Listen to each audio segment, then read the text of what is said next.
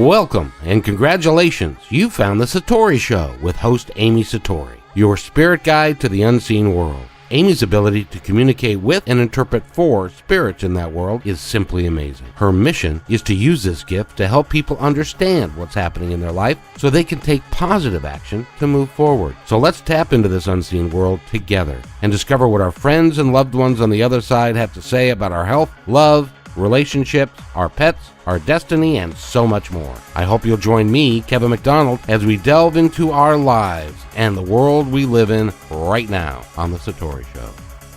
And welcome, everybody, to a very special episode of The Satori Show. My name is Amy Satori, and I am your host. It was fun to do.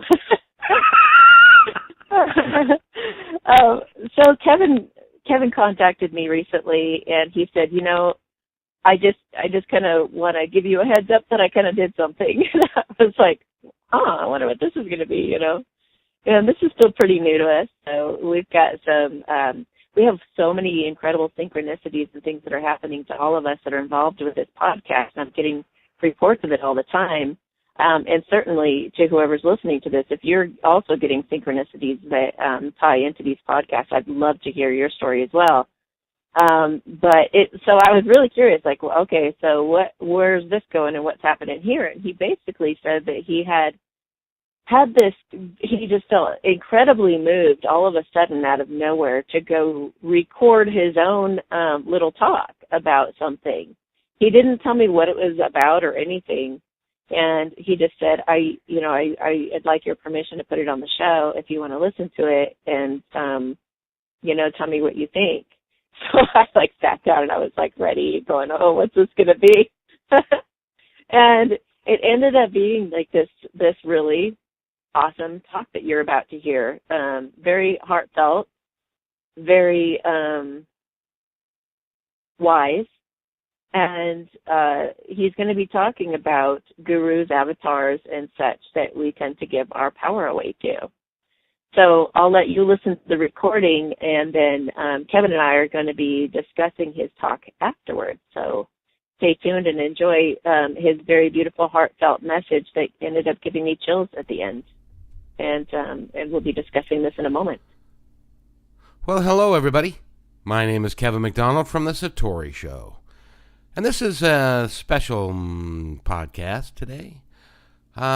You'll notice that Amy Satori is not with me today because something has happened that I want to bring up that I think is pretty important. A good friend of mine just the other day said to me, there's a spiritual teacher that you need to go talk to. He's an avatar. He's an ascended master. This particular individual, like most of the individuals that are out there, didn't turn my head, didn't turn my heart, didn't make me want to go. Because I've been through that so many times. You see, a little backstory would probably be good. The first time that I really wanted to have a spiritual awakening, I remember I was 13 years old. I was sitting in the schoolroom at my church, and it was all by myself. And this was during the charismatic movement of the late 60s, early 70s, when I was about 13. And so I sat in that room and I prayed. And I prayed.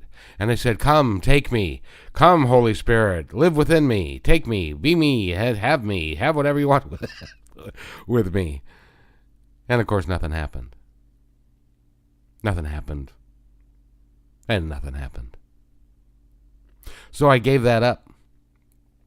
Not my spiritual search, but the belief that there was somebody out there or something out there that I could actually sink my teeth into, that I could actually believe in, that could actually help me with my life. So fast forward, 10 years, and I was with a good friend from work.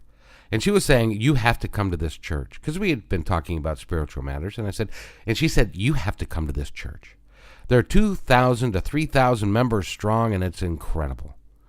You will be filled with God. So I went.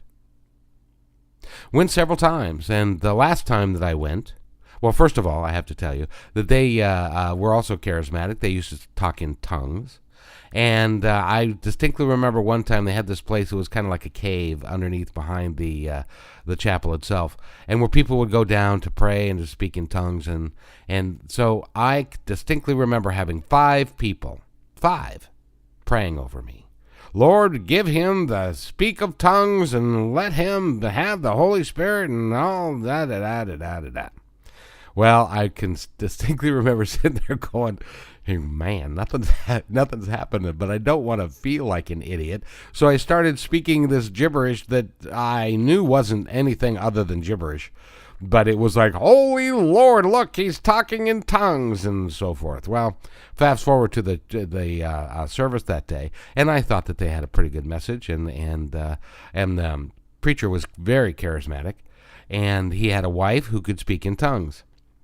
Well, the first thing that I noticed during this church service that had like 2,500 people in it, big building, huge building, obviously, and I noticed the blue suits. There were blue suits all over the place. Blue suits with earplugs and communication devices talking to each other. In the front pew, there was a telephone and a man sitting at the telephone. Apparently, he was orchestrating the service. And then during the course of the service, the wife got up and she started speaking in tongues in a loud and clear voice. She looked authentic, she looked real, she looked total, like she was speaking from God himself. But then she interpreted those tongues and she started to talk about gossiping in the church and people that were saying things bad about the pastor and about the church, and that they needed to repent, and they needed to come forward and repent, and they needed to do it now, or they were going to go to hell. Slowly, 1 at first, and then 2, and then 5, and then 10. All got up and walked to the front of the church, most of them in tears, begging forgiveness from the pastor and his wife and supposedly the Lord for them being not good Christians according to their theology. Well, I stopped going to that church because I didn't think that the blue suits needed to be there. I didn't think that the phone in the front needed to be there, and I thought that the entire tongues episode was contrived. So I left the church. 2 years later, the pastor was accused of sexual misconduct with his congregation, and the church closed. 2,500 people were without a place to go anymore. And the church, which had built that facility because of all the money that those people had given, and some of them had given their life savings because they believed in the work of the mission so much. So in the Christian realm that happens, but it also happens in the spiritual realm, which is what I want to talk about to you today. In the spiritual realm, there are people who have made the decision that they are closer to God than everybody else. David Koresh was one. Jim Jones was another one. There are people all over this planet that are looking to make money from people that are either broken, insecure, don't feel that they have the faith to do it themselves, or just don't know how. And so they want to believe in something. They want to believe in someone. So they put these human beings on pedestals who, by the way, are very well trained, very well versed, have got a wonderful line to talk about, and are able to convince mass people that they should go to this retreat, that they should buy their CDs, they should buy their books, they should follow them.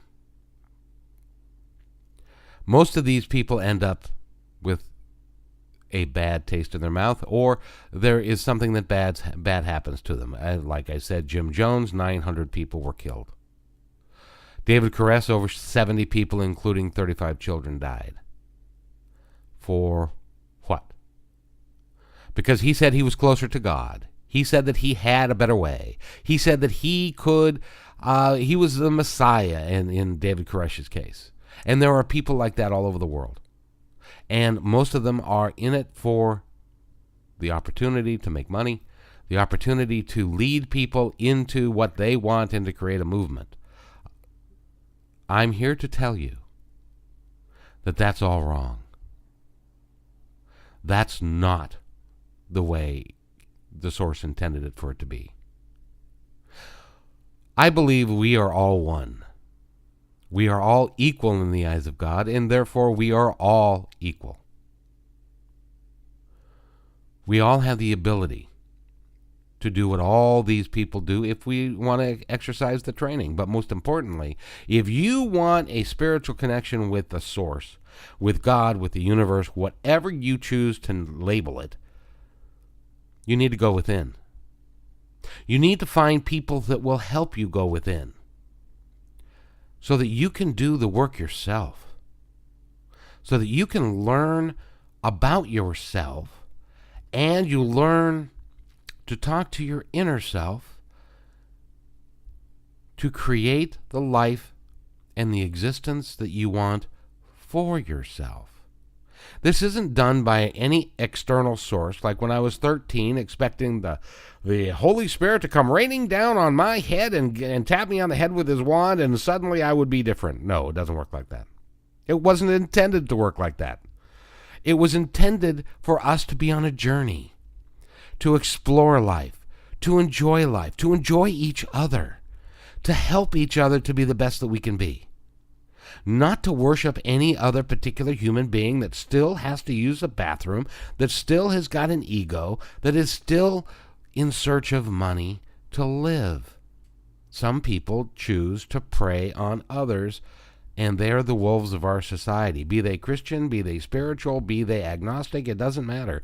If they're trying to control you, and they want you to give them money to continue their work, then you're feeding the wolf. So I implore you, please, go inside.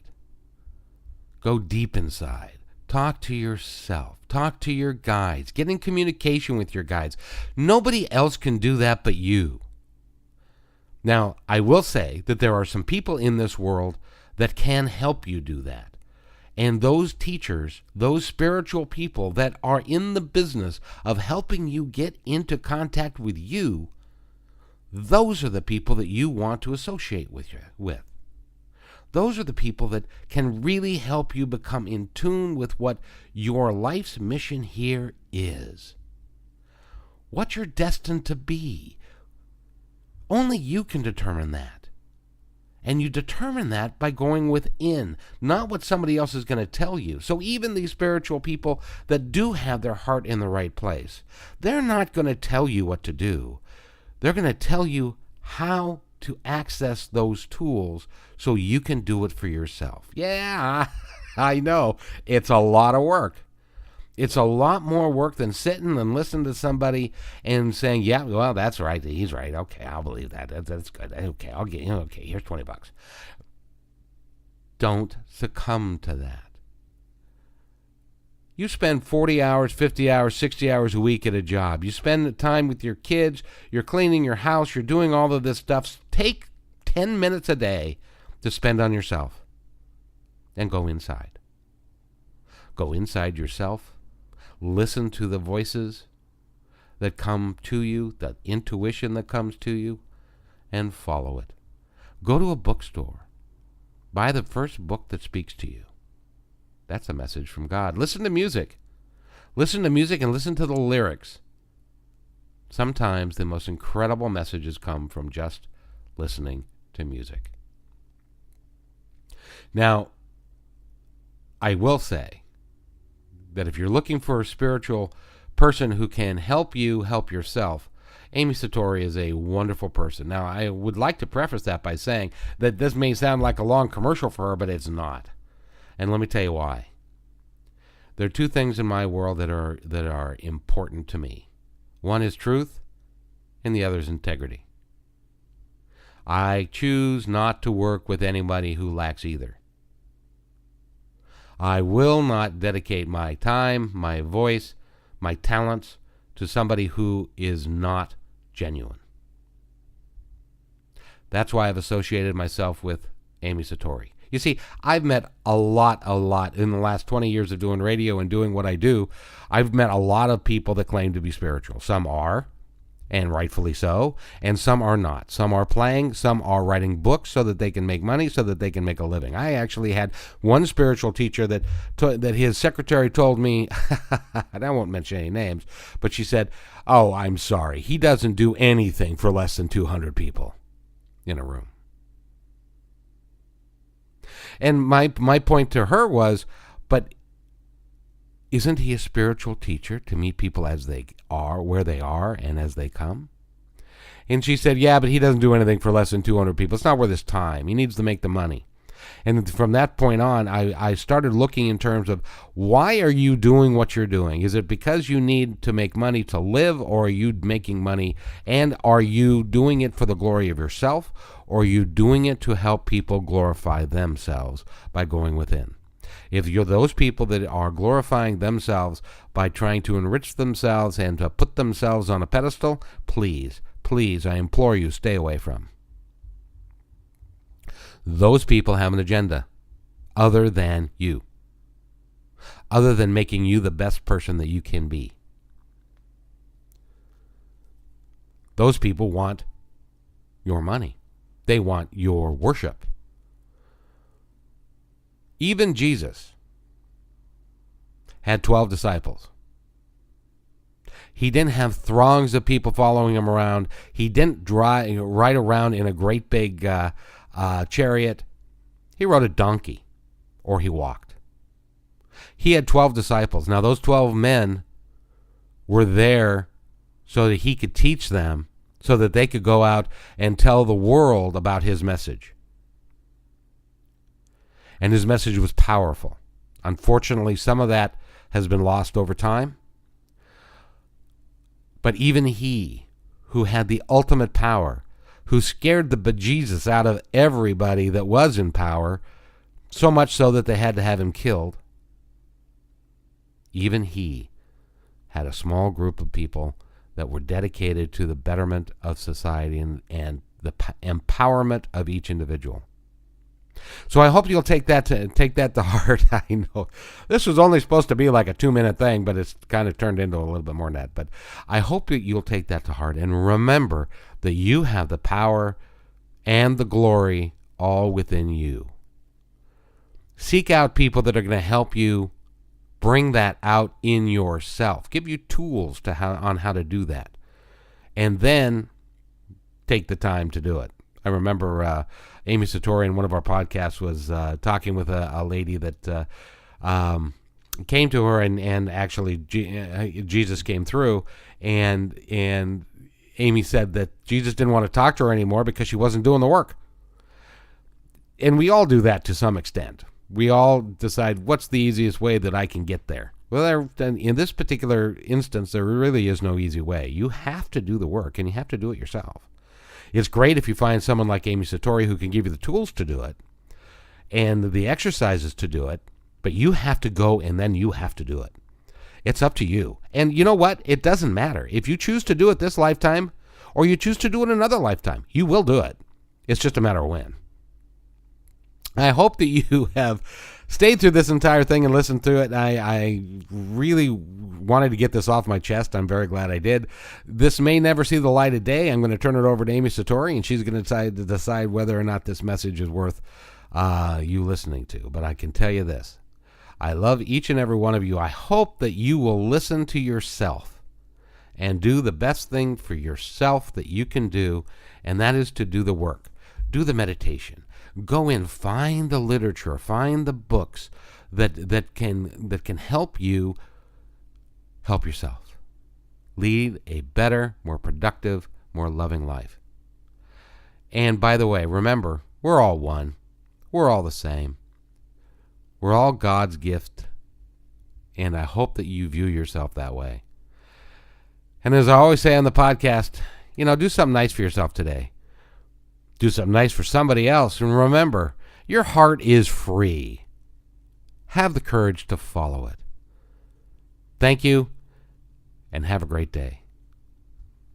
Wow, so I don't know about you, but that last part certainly gave me chills. And I really appreciate you, Kevin, who's here with me today. for doing that beautiful talk. I just think that was very moving, and I appreciate what you had to say. A lot of times when I'm dealing with people in my readings, I will give them assignments and I will ask them to do some work on it, and it might be Byron Katie's work or listening to a certain meditation, or it could be Matt Kahn's stuff, or whatever comes to me intuitively as a tool that they could use that would really help them.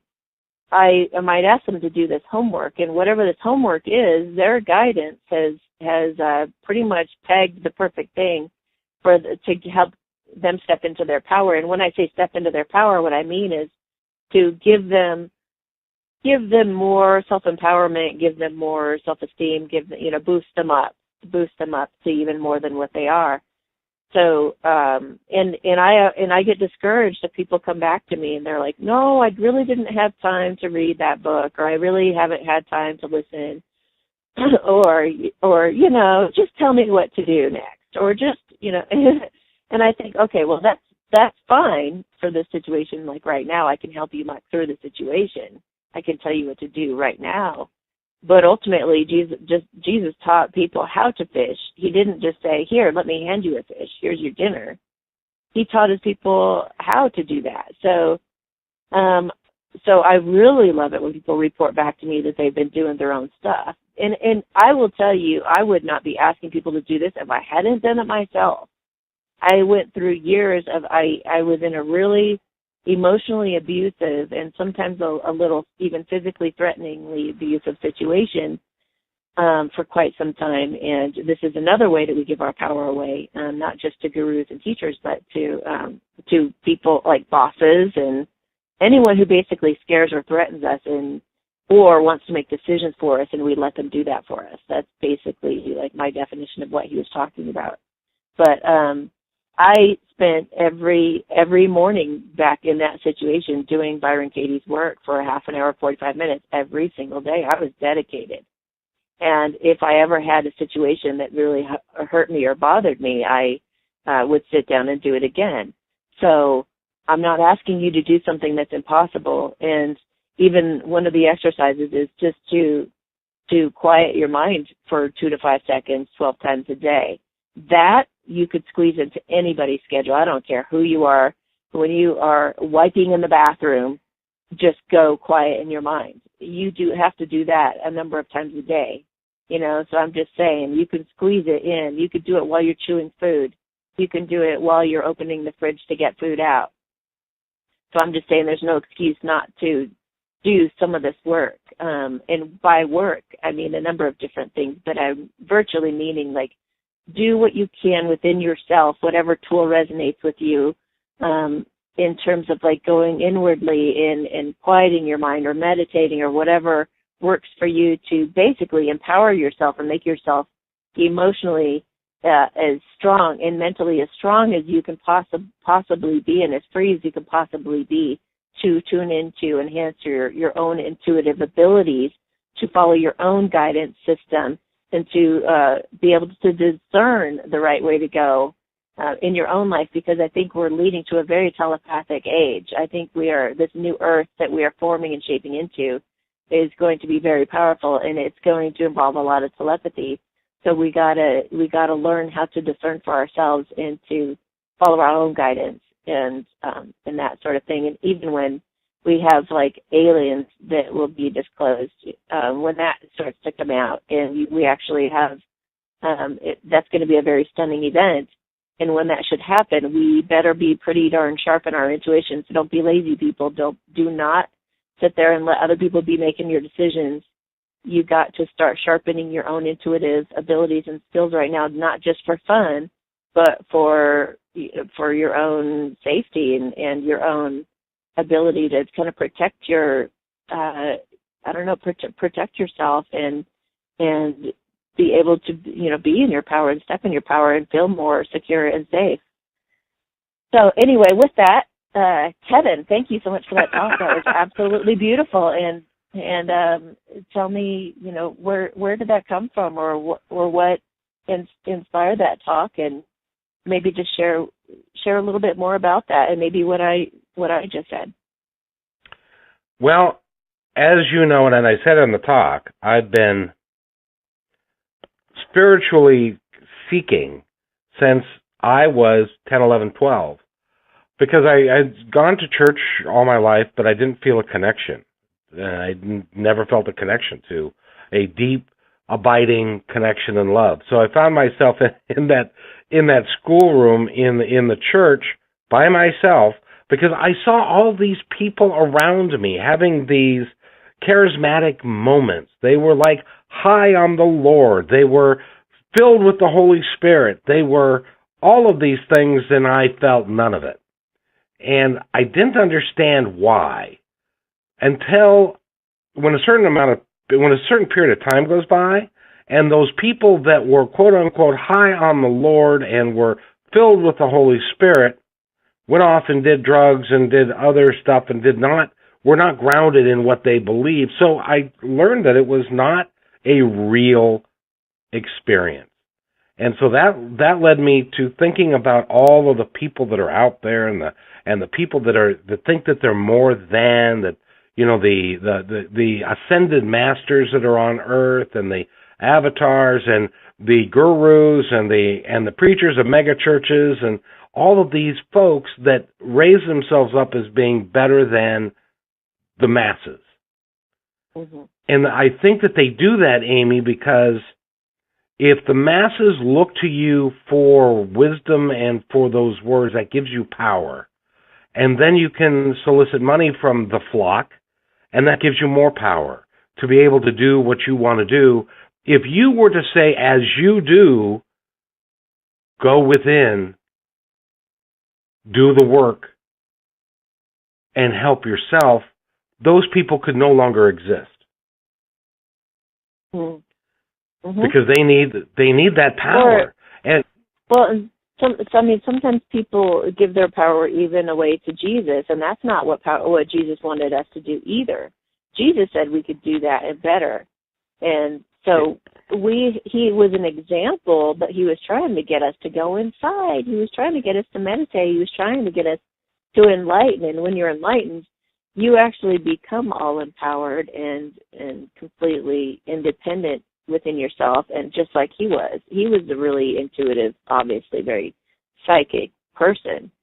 And so he was asking everyone to follow in his footsteps and do as he does. And so he wasn't saying, look how special I am. And he was like, come follow me and do as I do. And exactly. People go, oh no, I can't do that. You know, and they gave their power away to him as well, when that's not what he intended. No, and even if you look at the parables in the Bible and also the history of what Jesus did according to the Bible, even when on the Sermon on the Mount there were 5,000 people there, he fed them for free. He didn't charge them. Okay, I've got 5 loaves of bread and 2 fishes, and we're going to charge everybody $5, and we're going to give out until the food's gone. He didn't do it. He didn't do any of that. He just said, here. And he made 5 loaves of bread and 2 fishes last and feed 5,000 people. Well, that was his, and he did that for free. He never asked. Oh, and one thing that I forgot to say in my little talk that I wanted to mention here was that Jesus was not immune from getting angry. Right. About what people were doing to what he considered his church, and a wonderful example of this is the week that he was killed. He went to the church, and in those days, what they used to do was in the Jewish tradition, it was a high thing to go sacrifice an animal at the altar at the temple. Well, all of these booths were set up to sell animals to people so that they could go and kill those animals on the altar as part of their religious deal. And Jesus did not accept that as being what they should do. That should all be free, and people should bring their own things. And he didn't like the retailization of his faith. And so that's why he got angry. But you see it today where people that believe that they have a wonderful story to tell and are gurus and stuff, they'll have these retreats. They'll have these things where they're not necessarily telling you to go inside of yourself and do the work like you do. They're saying, come follow me, I'll tell you what to believe, and therefore you will be better off. And a lot of people follow that. It's harder. In your experience, Amy, isn't it harder to get people to believe that they themselves have the power and then they themselves need to do the work to come into their power? Isn't it easier for them just to say, well, you know what, Amy, you tell me what to do and I'll do it? Yeah, I mean, it's amazing how we're kind of programmed to give our power away. But at the same time, it's like we shouldn't walk around giving our stuff away for free either. I mean, you've made that point too. And I have people who've tried to manipulate free readings from me, and I have to set my boundaries. So you really do have to be even discerning there. You have to have those personal boundaries enough to know, okay, this person, because I've had people come in and cry to me, or they just genuinely seem like they need a free reading, and I'll give it to them. So, but again, that's because I'm going inside and going and using my intuition as to, you know, who truly needs this. But if there's a need, I'll do it. I would do it for free for 200,000 people or whatnot if I felt that was truly called for. So, well, now, Amy, there's a difference. There's a difference, and let me explain from my point of view what the difference is. See, you, unlike many other psychics that I have worked with in the past, what they'll do is they charge X number of dollars to give you a reading, but that's not what you're doing. That's not the essence of what you do. The essence of what you do is to use your intuitive gifts to help whoever you're talking to understand where they're at, and then you give them the tools to be able to go and do it themselves. You're not telling them what to do. There's free will involved, and so you're not telling them how to do stuff, or just doing a reading. You're giving them the tools, and that's what you pay teachers to do. That you're teaching people how to help themselves, and so that is, in my mind, that is perfectly genuine what you do, and you deserve to be compensated for your teaching skills and your intuitive skills to make all that happen. Does that make sense? Yeah, it does. Because, and even when you're talking to people on the other side for people, or talking to people that are alive today, and you're trying to help them get in tune with these folks, there's a purpose, and the purpose is to help them live their lives more authentically and in a more real way, and to then also go inside and to do the work. So for all of that is why. And like I said in that segment, that's why I've aligned myself with you. Truth and integrity are everything to me. And you have both in spades. Thank you. And that's what's so important. That's what's so important to me. So if you're listening to this podcast and you are looking and you're searching for someone to talk to who can genuinely help you, and I'll tell you, I will sing your praises from the mountaintop, not that you are a special being and are enlightened and are more than anybody else. You just have a particular gift that you've worked very hard on. It's like to be a pro athlete. You have to be in shape and you have to work at your craft all the time to be a very good pro athlete. And you have to have natural skills to be able to make all that work. Well, you do the same thing. You have the natural skills, but you've worked very hard to put into practice the things that you've learned so that you can then impart that to other people so that they can, not that you can do this for them, but you give them the tools so that they can do that for themselves. That is a huge distinction in my mind. Mm-hmm. Yeah. And that's what you do, and you've done that. You did that for my son, which I will be eternally grateful to you for.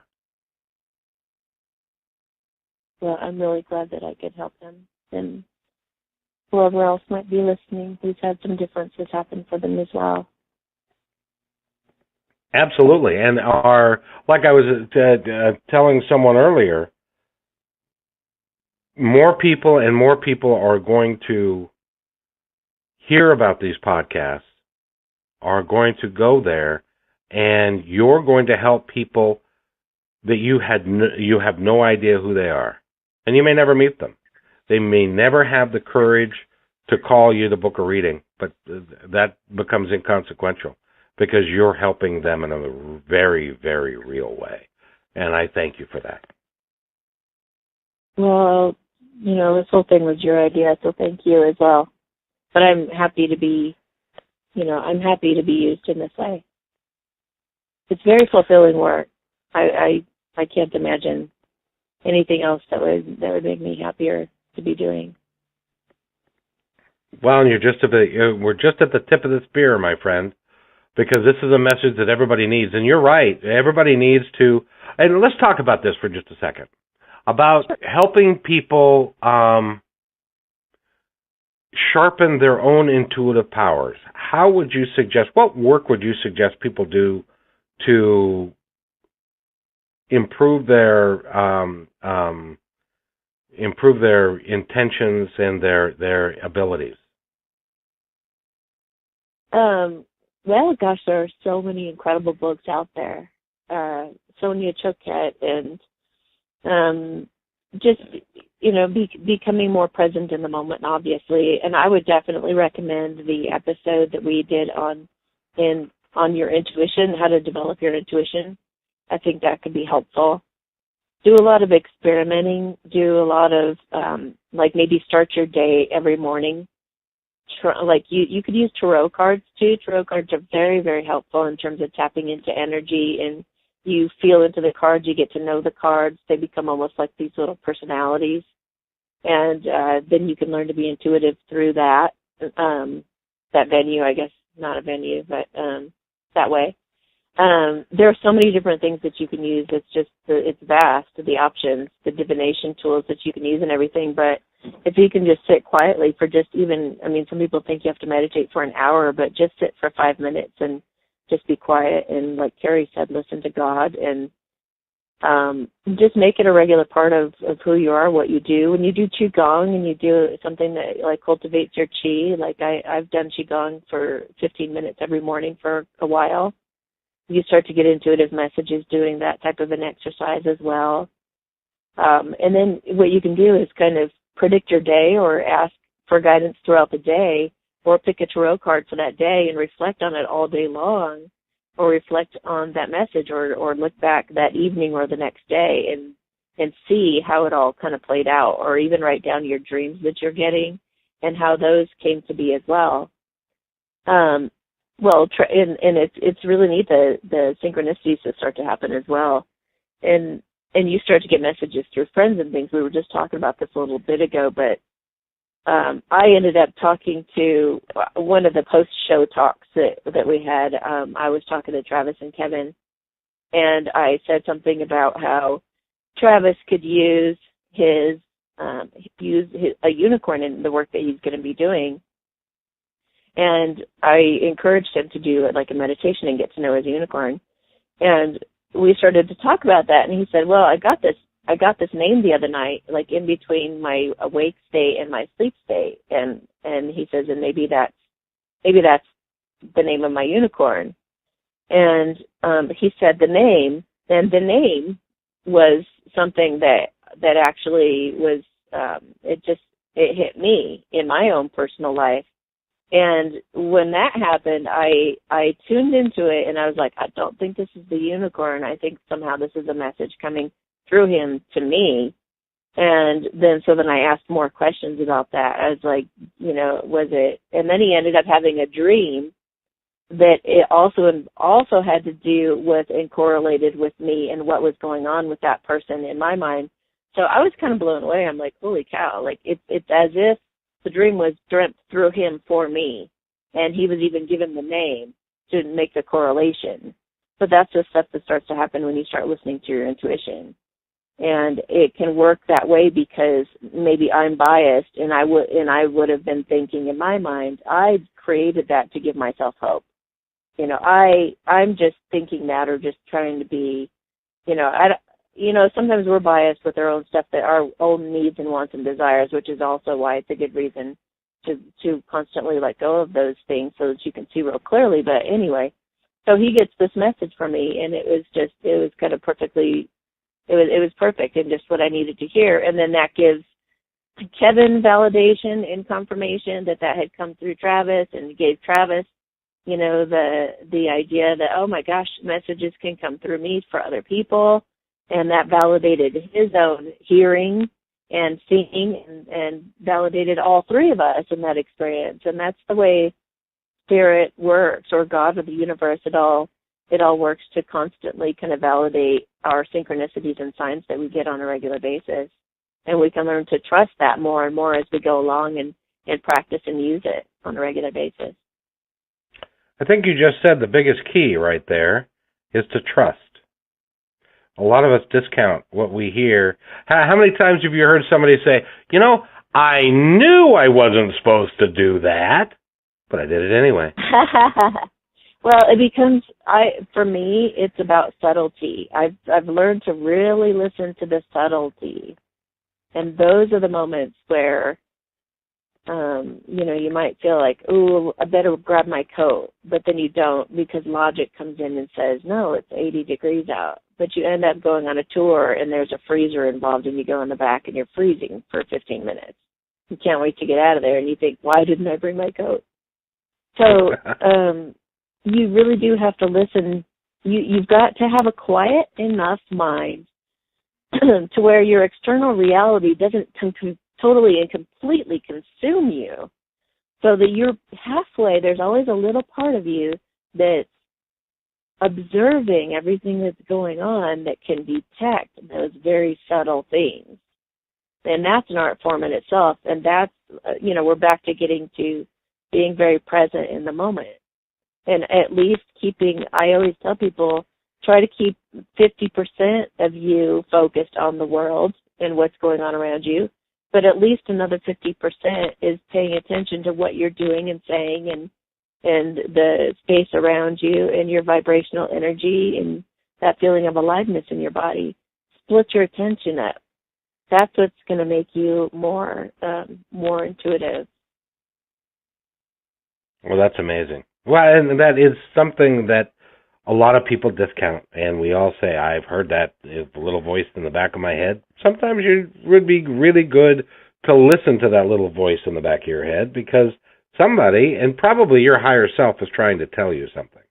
And they're looking out after us all, or out for us all the time.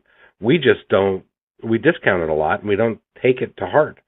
So I'm really excited that you enjoyed my little rant, and it turned out pretty good. So I thank you for that. And since you opened the show, my friend, why don't you close the show?